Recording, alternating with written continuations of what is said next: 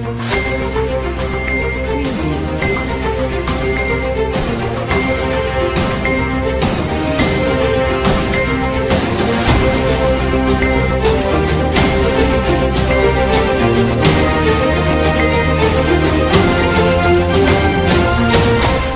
जगन्नाथ, जय श्री श्याम। क्रांति उड़ीसा मीडिया में आपका स्वागत है। मैं हूं नंदकिशोर जोशी। सभी दर्शकों से अनुरोध है, कृपया इस चैनल को लाइक करें, शेयर करें, सब्सक्राइब करें एवं बेल बटन अवश्य दबाएं, जिससे आने वाली वीडियो की नोटिफिकेशन आपको मिलती रहे। आज हम चर्चा करने जा रहे हैं, भारत अब अमेरिका की बाह मोड़ेगा।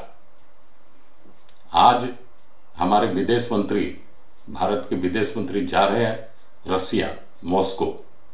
इसी विषय पर आज हम चर्चा करने जा रहे हैं। दरअसल ये जो बाह मोड़ेगा, जो शब्द मैंने हिंदी का अभी उच्चारण किया आपके सामने, उसको इंग्लिश में बोलते हैं आर्म्स ट्विस्टिंग, और वो ज्यादातर डिप्लोमेसी में ही व्यवहार होता है ये शब्द आर्म्स ट्विस्टिंग। अभी तक अमेरिका अपने को बेताज बादशाह पूरी दुनिया का समझता आया है, वो भी करीब पिछले 30 सालों में, 30-35 सालों में। क्योंकि पहले सेकेंड वर्ल्ड वॉर के बाद पहले दुनिया में, आज से 30 साल के पहले तक, दो महाशक्ति हुआ करती थी। एक का नाम था सोवियत संघ अर्थात रसिया, और दूसरा था अमेरिका। ये दोनों महाशक्ति के इर्द गिर्द सारी दुनिया चक्कर काटती रहती थी, सारे दुनिया के देश लोग। और जब से सोवियत संघ का विघटन हुआ है और रसिया से, माने सोवियत संघ से 14-15 देश अलग हो गए हैं, तब से रसिया थोड़ा कमजोर पड़ गया है। आर्थिक दृष्टि से तो काफी कमजोर हुआ है, सामरिक दृष्टि से लेकिन विशेष उसका कोई फर्क नहीं पड़ा। आर्थिक दृष्टि से काफी कमजोर हो गया। और अमेरिका अपने को बेताज बादशाह समझने लगा है, मोनोपोली करने लगा है, और पूरी दुनिया को वो समझता है कि ये उसकी जमींदारी है, और वो अकेला पूरी दुनिया में पुलिस है। जैसे हमारे यहाँ पुलिस थाना नहीं होता क्या, वो समझता है कि सारे दुनिया के जितने भी देश हैं वो सारे सब चोर डकैत है, या वो सब उसके जमींदार के अंदर में घर कर रखे हैं, और वो अकेला जमींदार है, या उसका पुलिस या थाना है, थाना का इंचार्ज है। वो अपने को समझता है अमेरिका। इसलिए हर किसी देश में दखलंदाजी करना, इंटरफेरेंस करना, धमकाना, चमकाना, अपने हिसाब से उसकी पॉलिसी को मोड़ना, बाएं ले जाना, दाएं ले जाना, अपना माल बेचना, डिफेंस का सौदा के हिसाब से, मतलब वहां पे जो आर्म्स मैन्युफैक्चरर है अमेरिका में, उनकी जबरदस्ती उनके यहाँ पर युद्ध कराना, दोनों पड़ोसी मुल्कों को, दोनों को ही फिर अपना माल बेचना, ये सब उसकी डिप्लोमेसी का एक बड़ा हिस्सा है। और दूसरा जैसे कोई घुस न पाए और दूसरा उसकी मोनोपोली को कोई तोड़ न पाए, वो हमेशा उसकी कोशिश में लगा रहता है अमेरिका। और विशेषकर भारत को, और भारत जैसे और बहुत सारे देशों को वो अपने समझ के रखा है कि वो ये तो मेरे पॉकेट में है ये सारे देश। लेकिन अभी जो नरेंद्र मोदी की सरकार है, वो अमेरिका को मुंह तोड़ जवाब दे रही है सभी मोर्चे पर, चाहे वो कोई सा भी आर्थिक दृष्टि से मोर्चा हो, डिफेंस का मोर्चा हो, कोई भी मोर्चा हो, विदेश नीति का मोर्चा, सब मोर्चे पर नरेंद्र मोदी की सरकार अमेरिका को मुंह तोड़ जवाब दे रही है, डिप्लोमेसी के जरिए और अपनी कार्यप्रणाली से। अब मैं आपको थोड़ा सा इतिहास के पन्नों में लेके जा रहा हूं। 1971 में जब इंडिया पाकिस्तान का जंग हुआ था, उस जंग में भारत ने पाकिस्तान को जबरदस्त शिकस्त दी थी, और पाकिस्तान, जो वेस्ट पाकिस्तान, ईस्ट पाकिस्तान, दो देश थे उस समय, माने विश्व के मानचित्र में, नक्शे में, दोनों को भारत ने अलग अलग कर दिया था, और ईस्ट पाकिस्तान बन गया बांग्लादेश। और उस जंग में, वो जो दिसंबर 1971 में वो जो जंग लगी थी, उस जंग में पाकिस्तान के हिमायती थे अमेरिका, इंग्लैंड, ये आपका फ्रांस और पूरा वेस्टर्न यूरोप, इसके बाद पूरी मुस्लिम कंट्री, सारे के सारे पाकिस्तान का समर्थन कर रहे थे। लेकिन रसिया अकेला देश था यूनाइटेड नेशन सिक्योरिटी काउंसिल में, सुरक्षा परिषद ने, जो भारत का साथ दे रहा था। और रशियन ब्लॉक के जितने कम्युनिस्ट कंट्री थे वो भी भारत का साथ दे रहे थे। लेकिन उनका देना नहीं देना से तो कोई फर्क नहीं, लेकिन रसिया भारत का साथ पूरे जोर शोर से दे रहा था।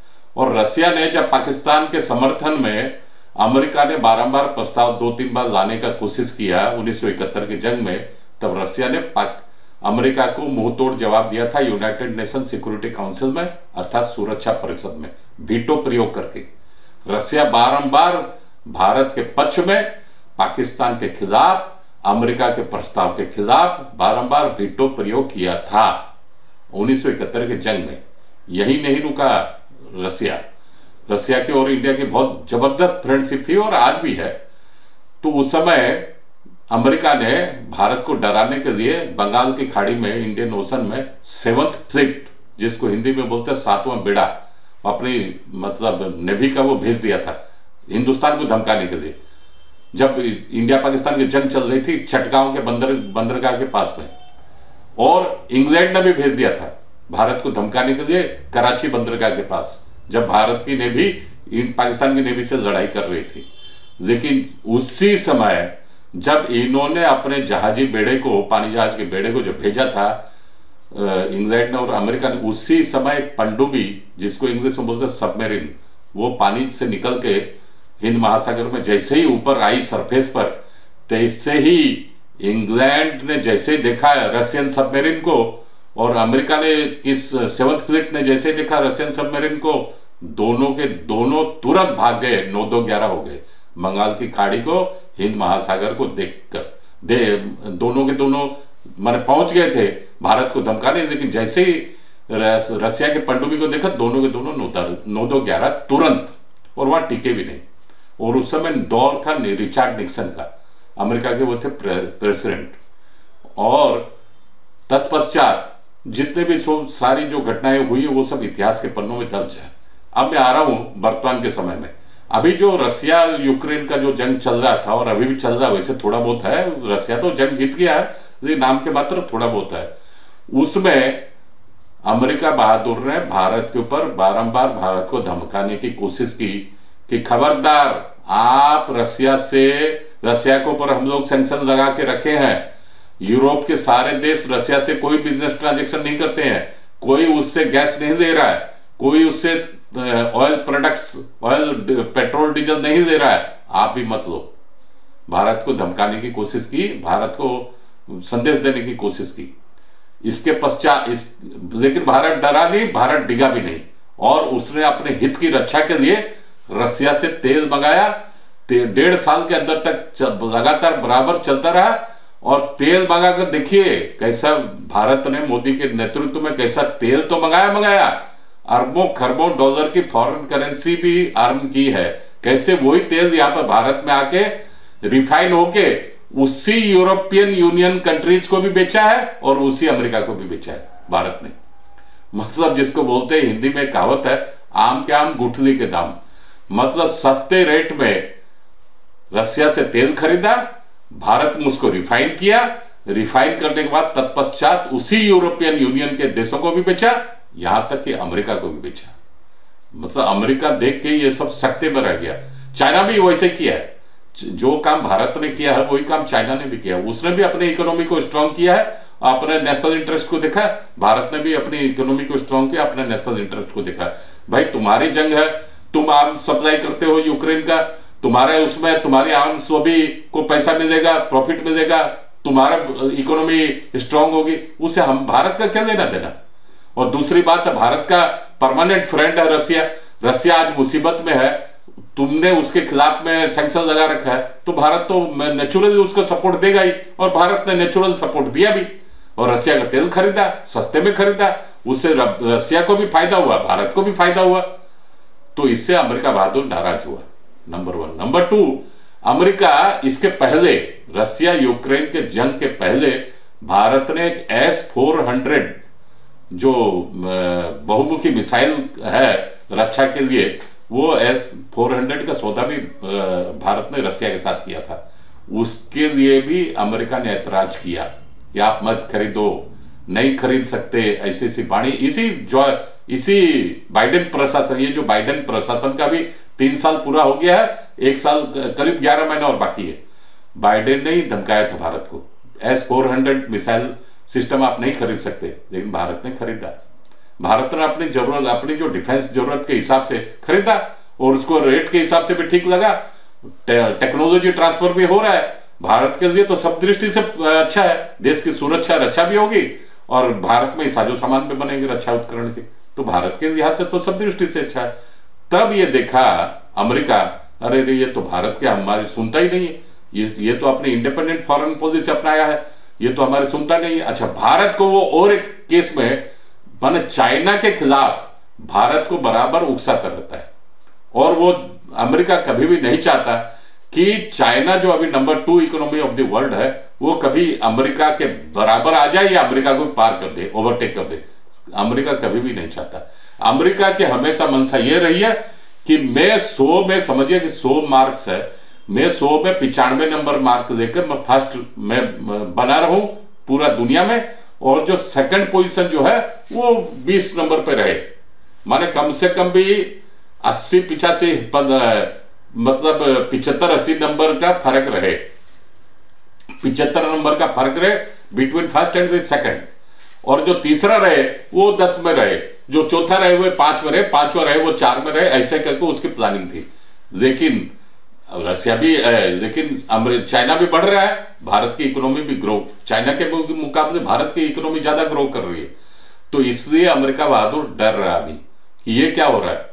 मैंने तो चाइना के खिलाफ भारत को इस्तेमाल करने के लिए सोचा कि चाइना की ग्रोथ को भारत रोक देगा, ये तो भारत तो उसको रोकेगा क्या, ये तो खुद आगे बढ़ रहा है। अब समय कभी 10-20 साल में कभी हमारे पास बगल पे आकर नहीं खड़ा हो जाए भारत, इसलिए बारंबार भारत के खिलाफ षड्यंत्र रच रहा है अमेरिका। और उसने पन्नू जो खालिस्तानी पन्नू है ना, जो अमेरिका में किसी चूहे के बिल में, जैसे चूहा जैसे बिल में घुस जाता ना, वो आजकल अमेरिका में ऐसे किसी बिल में घुसा हुआ पन्नू। वो पन्नू जो है फिर उसका डुअल सिटीजनशिप है, एक कनाडा का भी सिटीजन है वो और अमेरिका का भी सिटीजन है। वो अमेरिका में कहीं चूहे के बिल में घुसा हुआ है और अभी पन्नू को ये जो मोहरा बना के भारत की बाह मोड़ने की चेष्टा कर रहे थे और बारंबार बोल रहे हैं कि भारत के किसी एजेंसी ने पन्नू के ऊपर अमेरिका में आक्रमण किया और अमेरिकी पुलिस ने उसको बचाया। ये एक तो जबरदस्ती का मुद्दा भारत के खिलाफ षड्यंत्र के तहत अमेरिका रच रहा है पिछले 1 महीने से।